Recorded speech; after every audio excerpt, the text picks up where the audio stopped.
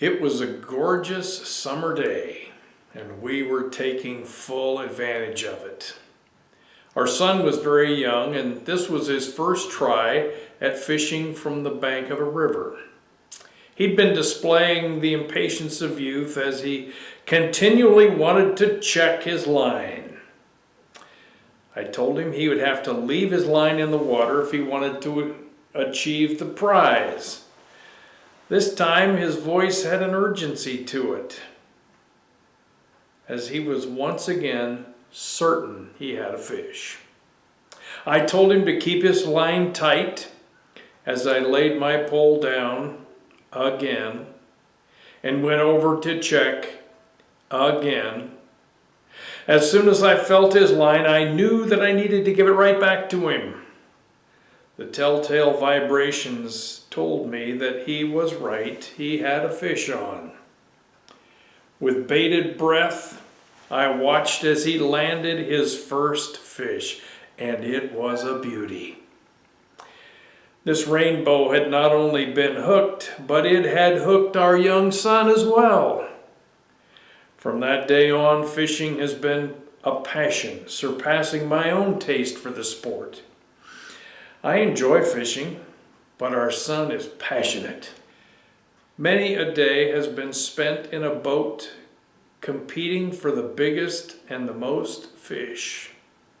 For my wife and me, it's been an annual event, but for our son, it's as often as he can event. So the fishing boat resides at his house. This memory always brings me to the story of Jesus inviting fishermen to follow him and start fishing for men. When they had finished their course of study, Jesus gave them this promise.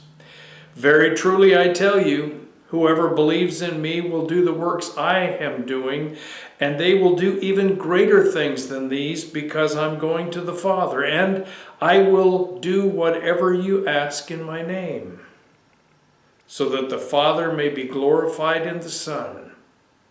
You may ask me for anything in my name, and I will do it." John 14, verses 12 through 14. History has proven Jesus correct. His disciples did emulate Jesus and saw a great increase in the kingdom impact. They passed the mission on to the next generation, as has every generation from that day forward. Each generation has taken our mission instruction seriously. Then Jesus came to them and said, "All authority in heaven and on earth has been given to me. Therefore, go and make disciples of all nations, baptizing them in the name of the Father and of the Son and of the Holy Spirit, and teaching them to obey everything I have commanded you. And surely I am with you always, to the very end of the age." That's Matthew chapter 28, verses 18 through 20.